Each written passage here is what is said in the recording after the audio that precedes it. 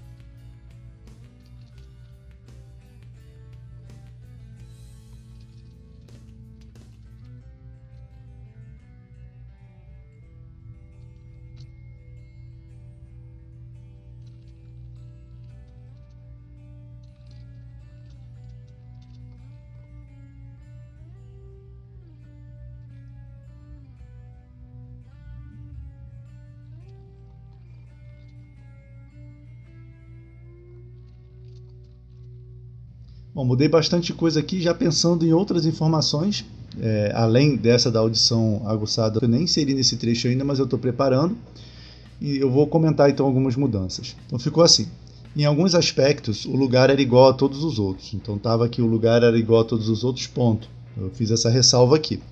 No entanto, por fazer ligação entre pontos importantes da égide, as barganhas, sussurros, crimes e encontros ocorridos nos becos que a cercavam passaram a interessá-lo cada vez mais. Deixa eu tirar a repetição aqui.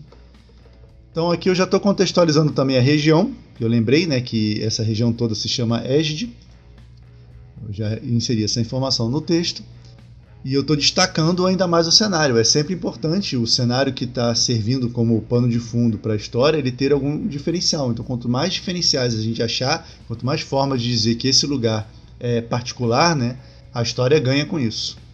Landa Superior era o lugar perfeito para Ziane ampliar sua coleção. Então aqui a gente já começa a trabalhar esse aspecto do personagem. Mais mudanças embaixo. Por reflexo, levou a mão à bolsa pendurada em seu cinto. Tão logo seus dedos encontraram por cima do couro o frágil produto da negociação feita na noite anterior, ele desistiu de continuar aquela recapitulação. Então, o frágil produto da negociação da noite anterior, essa informação não existia antes porque eu simplesmente não sabia o que era, o que ele tinha guardado na bolsa quando eu escrevi essa parte da história. Talvez a imprudência que lhe deu aquele novo prêmio trouxesse problemas no futuro. Então, isso também eu já estou preparando para a revelação, né? Agora eu já sei que ele trocou a credencial dele, que permitia que ele cruzasse a passagem dourada, ele trocou por esse fragmento do vidro da criação. E essa foi a negociação que ocorreu na noite anterior ao início da história, né? Mais uma mudança embaixo. Além disso, já teria experiência desagradável o suficiente quando escolhesse o momento de dividir o relato com Gaspar. Por que eu insisti em manter esse trecho, né? Eu fiz algumas mudanças nele, mas eu mantive esse trecho por quê? Porque eu quero que o Ziane não seja um personagem ruim, que não tenha problemas muito sérios de caráter, né? Então, eu dizendo que ele pretendia em algum momento contar para o Gaspar o que ele tinha feito, né? Que ele não tinha segredos para o seu companheiro de viagem, eu estou amenizando um pouquinho a visão do leitor em relação a ele, né? Eu quero que ele seja um personagem gostável. Mas para isso precisava encontrá-lo, era o fecho desse trecho, eu deixei do mesmo jeito, né? Aqui eu preciso mudar também, apesar de não ser mais um vilarejo, Landa não era uma das maiores cidades da região. Então essa questão de não ser mais um vilarejo, eu posso botar simplesmente que apesar de sua grande importância, né, Landa não era uma das maiores cidades da região. Porque também quando eu escrevi essa passagem, Landa era simplesmente um vilarejo que estava em constante crescimento por estar ali numa posição privilegiada. Mas agora a gente já sabe que ela foi construída ali com essa intenção, né? Apesar de sua importância geográfica, Landa não era uma das maiores cidades da região. Então, beleza. Eu acho que a gente menciona a audição dele quando ele ouve as batidas, né, do espetáculo do Gaspar, quando ele está fazendo uma pecinha ali com as crianças e ele identifica que tem algum ruído característico enquanto ele pega carona numa carroça. Então, essa questão da audição surgiu por acaso só porque eu precisava justificar ele ter ouvido esse ruído e ele ter conseguido saber onde estava o Gaspar, né?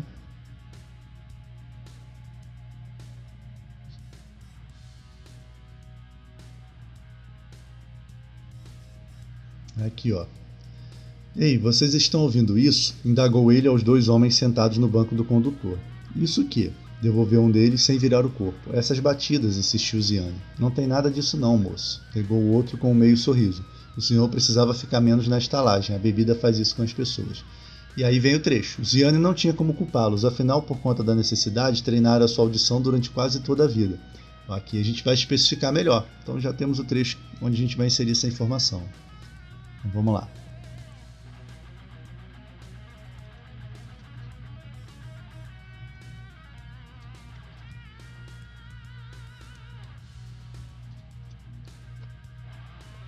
Então aqui, por enquanto, eu só vi a necessidade de incluir esse pequeno trecho, né? Como explicar a eles os mistérios da artomancia dos sonhos? Como querer que tivesse a mesma percepção aqueles dois moleiros, cujos tímpanos eram massacrados constantemente pelo girar da roda de pedra do moinho e do balançar daquela magra e precária carroça? Eu acho que aqui ainda não é a hora da gente inserir a questão da audição dele aguçada em relação à coleção, porque eu não quero revelar ainda o que ele coleciona. Eu acho que ainda não é a hora. Talvez a gente possa especificar um pouquinho melhor aqui por conta da necessidade, né? E aí a gente contar que é associada à coleção, mas procurar não revelar qual é a coleção. Vamos ver se dá certo. Então, afinal, por conta da necessidade de aumentar sua coleção, treinar a audição durante quase toda a vida. Então, o leitor aqui não entende exatamente como, né? Ele não sabe o que ele está colecionando, mas já existe uma preparação para a inserção dessa informação e também um pouquinho mais de embasamento, né? Não fica só uma característica do personagem jogada no texto como estava. Até porque eu também não sabia por que ele tinha a audição aguçada quando eu escrevi, né? E é bem assim que funciona essa etapa, pelo menos para mim, né? Às vezes uma inserção de palavra ali, uma alteração numa frase, né? Uma substituição de um nome em um determinado lugar, isso já resolve bastante coisa. E muitas vezes não é num único trecho que a gente vai inserir uma determinada informação, a gente precisa preparar a introdução dessa informação, a gente precisa que todo texto tenha uma rima, né? Todo texto dialogue entre si. Então muitas vezes uma alteração dessa vai levar muito tempo, eu vou ter que ficar pensando por muito tempo para poder fazer. Muitas vezes o resultado de todo esse pensamento vai ser uma mudança mínima, e outras vezes eu vou resolver muito rapidamente, e em algumas situações vai ser necessária uma alteração mais substancial, né? Um acréscimo de um texto inteiro, às vezes de uma cena inteira. Então isso tudo faz parte agora dessa etapa da escrita, e isso vai acontecer novamente depois que novas informações surgirem, depois que eu tiver trabalhado o segundo ato, né? Talvez seja necessário voltar para esse trecho e retrabalhar algumas informações para tudo ficar com a máxima coesão possível. É uma etapa da qual eu gosto muito, né? Eu sempre gosto do processo de reescrita, de revisão, de lapidar, né, o que foi escrito. Mas vamos lá, eu acho que por enquanto está resolvida essa parte. Vamos ver qual é a próxima questão. Por que Gaspar ficou por tanto tempo em Nanda? Essa questão em si, essa informação, eu acho que cabe mais no segundo ato, né? Eu acho que eu quero deixar o leitor curioso sobre o que se passa na cabeça do Gaspar. Eu acho que vale mais a pena, porque a história acabou não incluindo o ponto de vista dele. Eu tinha pensado no outline, né, num breve outline que eu fiz antes de começar a escrever, em algumas cenas mostrando só o ator, né, e mostrando mais ou menos o seu conflito interno, e acabou que eu não estou contemplando o ponto de vista do personagem. Então eu acho legal, já que ficou assim, manter um pouquinho de mistério em relação ao que se passa na cabeça dele. Então eu vou deixar essa parte para ser trabalhada de repente num diálogo dele com o Ziane, né? Então acho que vai ficar interessante o Ziane ser aí o leitor, né? Que vai extrair, que vai receber as informações do Gaspar. Mesma coisa a próxima, porque Gaspar quer ir embora de Landa, também eu vou deixar isso para revelar no segundo ato, né? Enfatizar a relação de estima de Vorg com o carro à vela. Isso eu acho que dá para fazer agora, até porque o Vorg não aparece mais no segundo ato, então todas as questões relativas a ele eu vou ter que trabalhar nessa etapa. Então aqui a gente começa a cena do Vorg Alphade e vamos também inserir alguns fragmentos, algumas coisas que vão mostrar essa relação de estima do Vorg com o carro à vela. E a resposta que a gente tem para colocar na história, a informação que a gente apurou, é que esse veículo é único, né? Foi um presente do Taliesin e ele tem muito orgulho de ter esse carro à vela, né? Esse foi meio que o passo inicial de aproximação do mestre Atomante com o Vorg, né? Vamos lá, vamos ver como é que a gente pode trabalhar isso.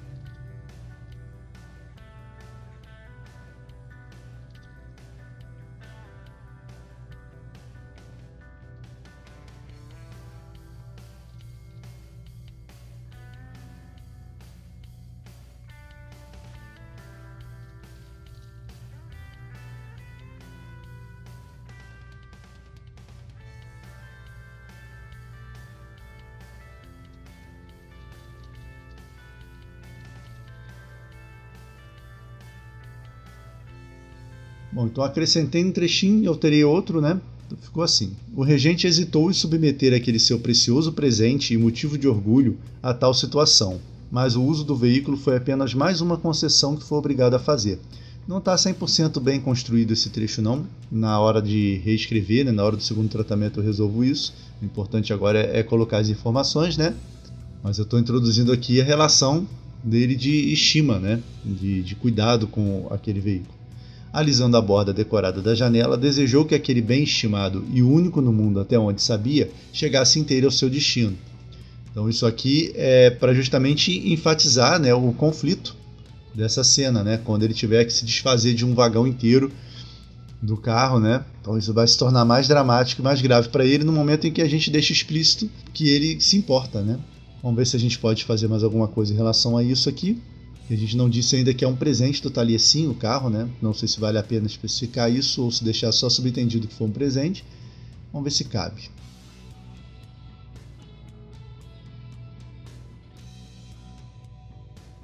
Aqui a gente tem uma questão, né, que parece que ele teme mais o Taliesin do que tem uma relação de amizade, de aproximação entre eles, né? Não sei se eu mantenho. Né? Isso eu tenho que pensar em do que é mais vantajoso para a história. Que o Taliesin tenha cultivado alguma amizade com o regente, ou simplesmente que ele tenha uma aura de temor, né? Que ele transmita essa aura de poder e que o Vorgelfad simplesmente não tinha intenção de entrar em conflito com ele.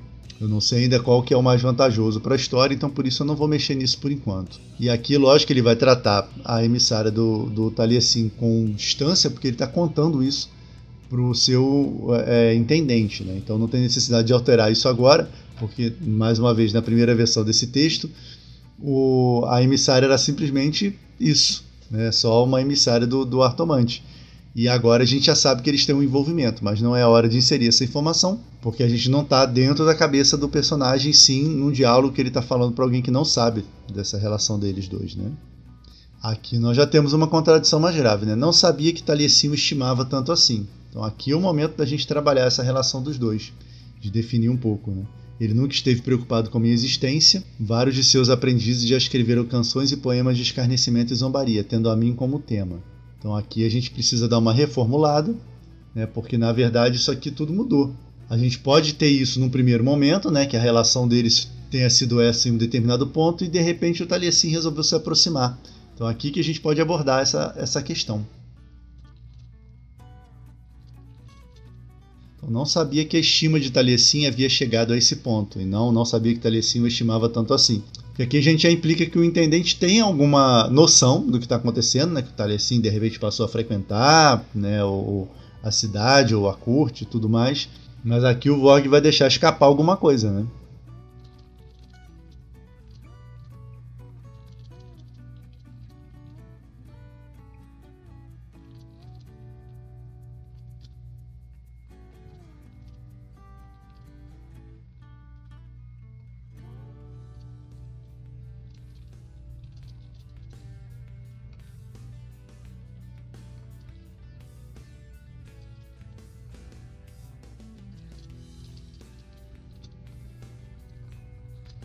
Eu estou chamando ele de regente, mas eu não lembro se eu chamava ele assim na primeira versão do texto ou se era regente deposto, era alguma coisa assim. Depois eu ajusto. Então, as modificações por enquanto. É mais complicado do que parece. Não sei se ele de fato está preocupado com a minha existência. Então já acrescentei aqui uma região cinzenta, né, onde está essa relação deles. Você sabe que vários de seus aprendizes já escreveram canções e poemas de escarnecimento e zombaria, tendo a mim como tema. E aí eu dei um pouquinho mais de colorido na relação entre os dois. A gente sabe que vai surgir aí um impasse entre eles, né? Por meio segundo, o intendente deixou surgir um sorriso quase imperceptível nos lábios, e então o conteve. Ao menos essa foi a impressão do regente. Claro, lembrando de alguma dessas músicas, alguma dessas canções de zombaria, né? Que devem circular pela região por conta do Taliesin. Aqui a gente pode manter, não entendo. Então por que o aviso? Aí Vorgelfad apenas ergueu os braços, sinalizando para a carga que levavam. Olhando agora aqui o texto, eu acho que eu posso acrescentar essa informação do presente aqui, olha. Não sabia que a estima de Taliesin havia chegado a esse ponto.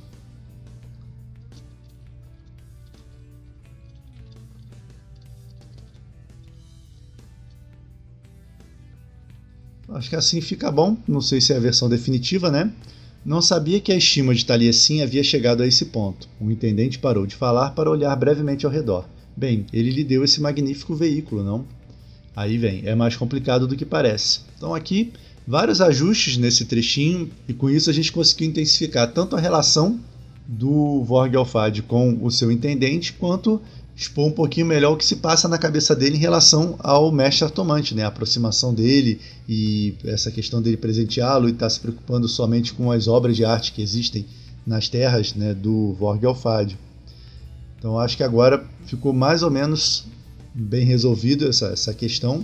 O que a gente tem mais por lá da nossa listinha? Da primeira parte a gente só tem agora que aumentar o envolvimento da emissária de Taliesin com Vorgelfad. Então acho que isso aqui poderia ocorrer realmente num flashback, né? Eu acho que pode ter um momento em que o Vorgelfad vai ficar introspectivo e vai relembrar de alguns momentos, né, que ele tenha passado com a emissária do Taliesin e a necessidade dele de manter segredo em relação a isso para os outros, né, para os seus servos, para os seus subordinados. E com isso a gente fecha a metade da nossa lista de questões, né? Tirando 2 que a gente vai trabalhar no segundo ato apenas. Então a reescrita está andando, né? Está ficando bem interessante. Com essas informações novas, com certeza a história vai ganhar uma vida muito maior, vai ganhar muito mais qualidade. Essa questão agora do envolvimento do Taliesin com a emissária eu vou deixar para trabalhar no episódio que vem, porque eu acho que vai ser um trecho um pouco maior, já que a gente vai ter que abrir um espaço onde o Vogelfad vai ter uma jornada interior, né? A gente vai trazer algumas lembranças dele, e isso de repente vai linkar com o autômato, né? Com o propósito do autômato, o surgimento dele como um presente da emissária, e talvez aí a gente já consiga inserir algumas informações que o autômato pode conter dentro de si. Então essa é a nossa missão para o episódio da semana que vem. E enquanto isso, se você ainda não viu, aqui do lado tem a playlist completa com todos os episódios, todas as histórias escritas até agora. E se você gosta de world building, de construção de mundos, tem também a playlist da nova série do canal, o Universo Planos e Fugas. Era isso para o vídeo de hoje, abraços e até a próxima!